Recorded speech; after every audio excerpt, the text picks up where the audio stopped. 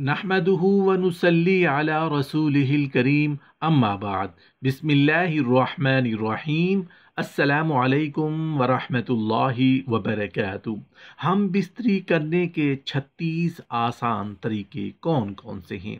ہم بستری کا وہ طریقہ جس سے حمل ٹھہرتا ہے، ہم بستری کا وہ طریقہ جس سے حمل نہیں ٹھہرتا، ہم بستری کے دوران عورت کا حرکت کرنا، عورت کا ہلنا جلنا کیوں ضروری ہے، ہم بستری میں عورت کا بے حرکت پڑے رہنے سے کون کون سے نقصانات ہوتے ہیں، ہم بستری کے بعد پیشاب کرنے کا وہ طریقہ جو آپ نے آج سے پہلے نہیں سنا ہوگا، ہم بستری کے بعد پیشاب کرنے کا طریقہ کیا ہے، ہم بستری کے بعد استنجا کرنے کا طریقہ کیا ہے، ہم بستری کے بعد کمزوری دور کرنے کے لیے کیا چیز کھانی چاہیے۔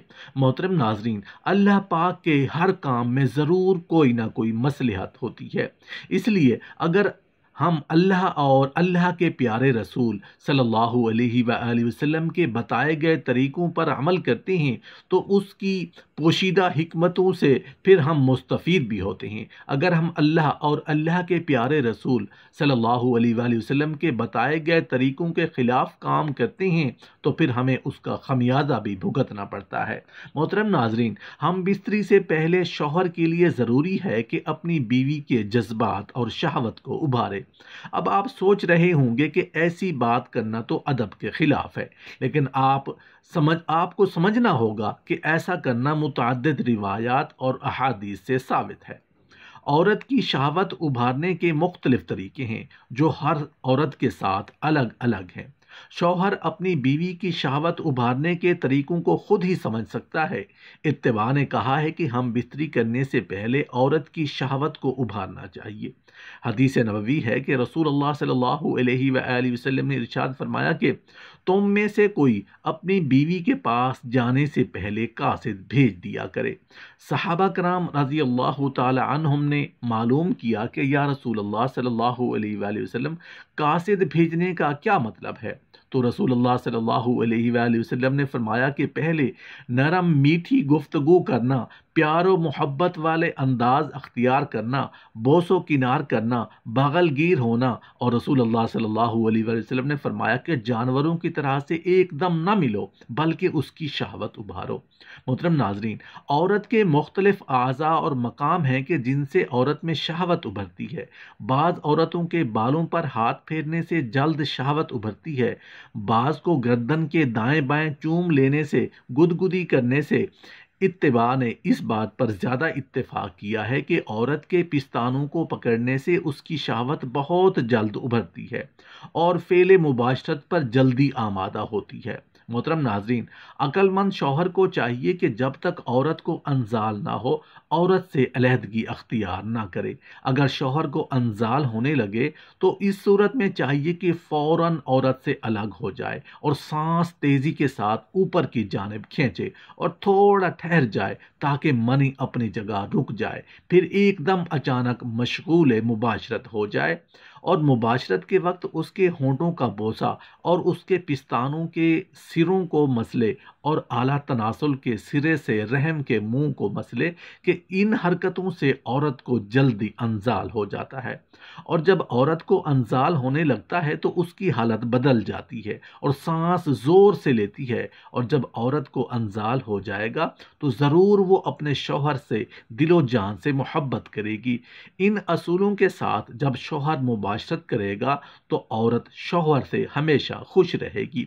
ہم بستری کرنے کی بہت سی صورتیں ہیں، لیکن ان سب میں صحیح اور مفید اور حمل ٹھہرنے کے لیے زیادہ کامیاب یہ ہے کہ عورت چت لیٹے اور شوہر اوپر مثل ڈھکنے کے، جیسا کہ قرآن کریم میں ہے کہ یعنی جب شوہر نے اپنی بیوی کو ڈھانپ لیا تو وہ حاملہ ہو گئی، جیسے کسی برتن وغیرہ کو اوپر سے اس کے مناسب ڈھکن سے ڈھک دیں تو اس حالت میں اعلیٰ تناسل اپنے صحیح مقام تک منی کو پہنچاتا ہے اور منی بچہ دانی کے منہ کے قریب گرتی ہے، اور اس شکل میں منی کے سپرم کو بچہ دانی میں داخل ہونے کے لیے زیادہ دوری نہیں ہوتی۔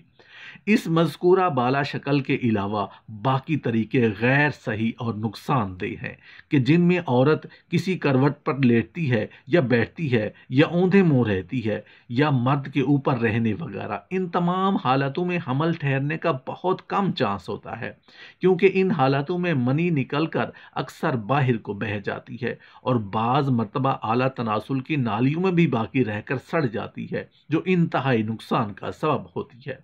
صحت و تندرستی باقی رکھنے کے لیے مباشرت بھی ضروری ہے، لیکن اس کے ساتھ ساتھ اصول اور قانون کے ساتھ اور معتدل ہونی چاہیے۔ ہم بستری کرنے کے بہترین شکل قرآن و حدیث اور اتباع نے یہ بیان کی ہے کہ عورت کمر کے بل سیدھی لیٹے اور مرد اس کی دونوں رانوں کے درمیان آ کر ہم بستری میں مشغول ہو۔ اتباع نے ہم بستری کی 36 مختلف صورتیں بیان کی ہیں۔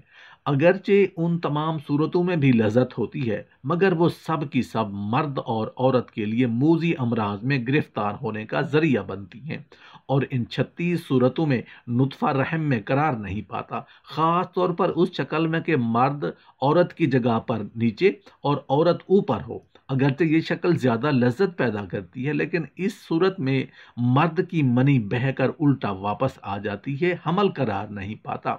مباشرت کے درمیان شوہر کی حرکت کے ساتھ ساتھ عورت کو بھی حرکت ضرور کرنی چاہیے۔ عورت بالکل بے حرکت نہ رہے، حالانکہ اصل حرکت شوہر کی ہوتی ہے، جس کی وجہ سے شوہر کو انزال جلدی ہو جاتا ہے اور عورت کو انزال دیر سے ہوتا ہے۔ اگر عورت اپنے شوہر کی حرکت کے ساتھ ساتھ خود بھی حرکت کرے تو عورت کے انزال ہونے میں آسانی اور جلدی ہو۔ مرد اور عورت دونوں کے لیے آسانی اور سہولت ہو جائے گی۔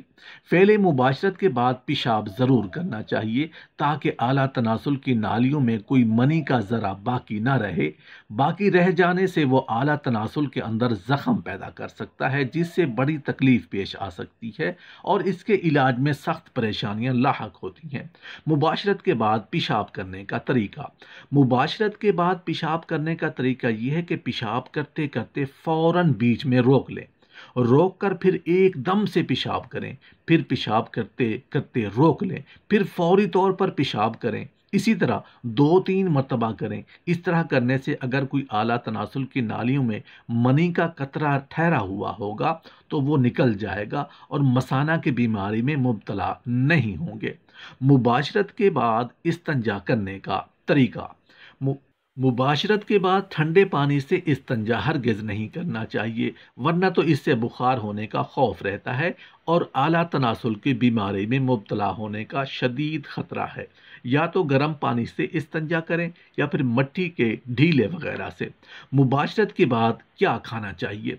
فعل مباشرت کے بعد کوئی ایسی چیز ضرور کھائیں جو میٹھی بھی ہو اور گرم تر اور روغن والی ہو، اگرچہ قلیل مقدار میں ہو، مگر کھا ضرور لینا چاہیے، جیسے گاجر کا حلوہ، انڈوں کا حلوہ یا شہد ملا ہوا دودھ یا بادام کا حلوہ۔ کچھ بھی نہ ہو تو شہد ہی چاٹ لیں یا تھوڑا سا گڑ ہی صحیح ضرور کھا لیں۔ یہ بات ہمیشہ یاد رکھیں کہ مباشرت کے بعد کوئی ٹھنڈی چیز نہ کھائیں، نہ ٹھنڈا پانی پئیں، نہ فوراً ٹھنڈے پانی سے غسل کریں، اس سے بڑا نقصان ہوتا ہے۔ اگر پاس زیادہ ہے تو کچھ وقفہ ٹھہر کر پئیں۔ مباشرت کے بعد کی کمزوری۔ اگر مباشرت کے بعد کمزوری زیادہ معلوم ہو تو کوئی ایسی دوا یا حلوہ یا معجون وغیرہ استعمال کریں جو دل و دماغ کو طاقت دیتی ہو اور بدن میں چستی پیدا کرتی ہو۔ محترم ناظرین، 8 چیزیں کبھی سیر نہیں ہوتی۔ آنکھیں حسن و جمال کے دیکھنے سے، زمین بارش سے، عالم علم سے، فقیر بھیک مانگنے سے، حریص مال کے جمع کرنے سے، سمندر پانی سے، آگ لکڑیوں سے، عورت مرد سے سیر نہیں ہوتی۔ رسول اللہ صلی اللہ علیہ وآلہ وسلم نے ارشاد فرمایا، عورت کی خواہش مرد سے 99 حصہ زیادہ ہوتی ہے، یعنی خواہش کے 100 حصے ہیں جس میں سے 99 حصے عورت کے پاس ہیں، صرف ایک حصہ مرد کے ساتھ ہے۔ اب غور کرنے والے غور کریں کہ مرد صرف ایک حصہ اپنی خواہش پوری کرنے کا کس قدر دیوانہ ہوتا ہے کہ بعض مرتبہ دوسروں کی بہو بیٹیوں کی عزت سے کھیل جاتا ہے۔ تو اب اندازہ لگائیں کہ جس کے اندر 99 حصے زیادہ خواہش ہوگی اس کا کیا حال ہوتا ہوگا۔ جبکہ آج اس زمانے میں شرم و حیا کے تمام برقعے عورت نے اتار پھینکے، اور حیا کو جانتی بھی نہیں، مانتی بھی نہیں، اور زیادہ کچھ ہمیں لکھنے کی ضرورت بھی نہیں، کیونکہ یہ سب نقشے سامنے موجود ہیں۔ اس لیے اصول یہ ہے کہ مردوں کے لیے مٹھائی اور عورتوں کے لیے کھٹائی مفید ہوتی ہے، کیونکہ عورتوں میں مٹھائی جوش و خواہش اور شہوت کو بڑھاتی ہے، اس لیے مردوں کے لیے اچھی ہے، اور کھٹائی عورت کا جوش اور خواہش اور شہوت کو گھٹاتی ہے، تو یہ عورتوں کے لیے اچھی ہے۔